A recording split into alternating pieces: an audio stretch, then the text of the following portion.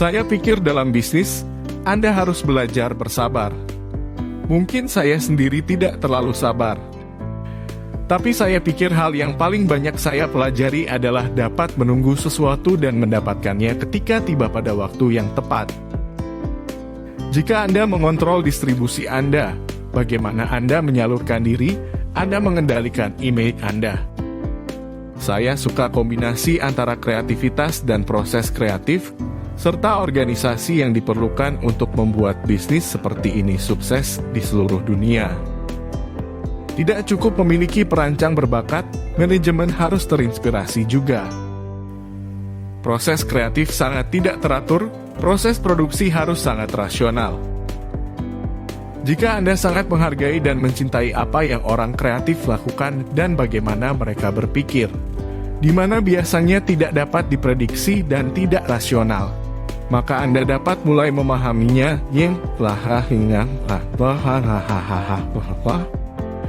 dan akhirnya Anda bisa melihat di dalam pikiran dan DNA mereka. Barang mewah adalah satu-satunya area di mana dimungkinkan untuk membuat batas mewah. Dalam bisnis mewah, Anda harus membangun warisan. Produk yang bagus bisa bertahan selamanya. Kemewahan yang terjangkau ini adalah gabungan kata yang tidak cocok.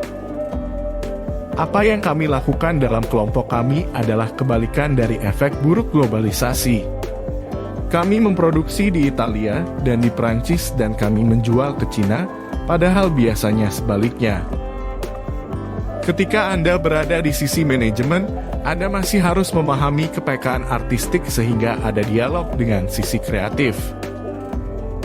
Saya membutuhkan waktu untuk mendekat, dan saya tidak segera melempar tangan saya ke seseorang. Louis Vuitton, merek mewah terbesar di dunia dalam hal penjualan, berencana untuk meredam ekspansi di seluruh dunia dan fokus pada produk-produk canggih untuk mempertahankan citra eksklusifnya. Cina jelas akan menjadi kekuatan ekonomi nomor satu dan mereka sudah penuh potensi dengan banyaknya penduduk serta daya beli meningkat dari hari ke hari.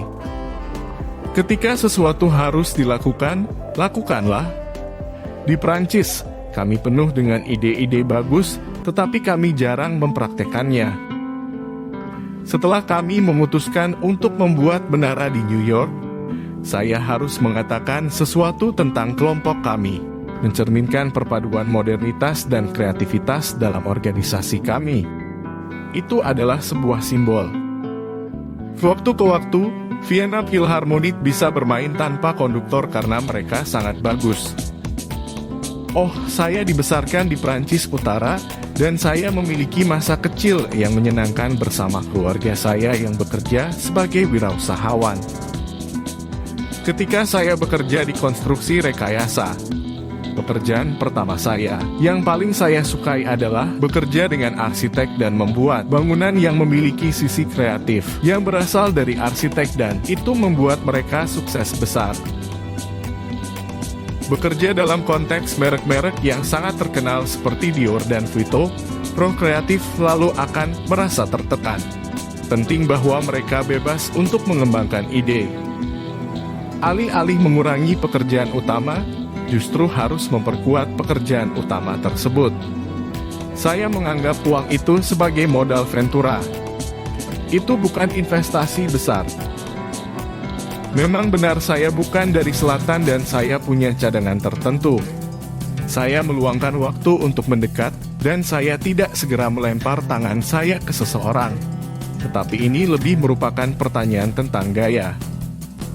Saya akan tetap menjadi penduduk pajak di Prancis, dan dalam hal ini saya akan, seperti semua orang Prancis, memenuhi kewajiban fiskal saya. Saya selalu senang dengan investasi yang saya lakukan dengan teman saya Albert Verdan. Saya menyesal tidak mengikutinya lagi, karena saya bisa jadi akan jauh lebih kaya. Saya sering bertemu para perancang. Kami mendiskusikan produk. Mereka menunjukkan kepada saya ide-ide mereka. Kami mendiskusikan kampanye iklan dan setiap penemuan baru yang dapat kami temukan untuk masa depan.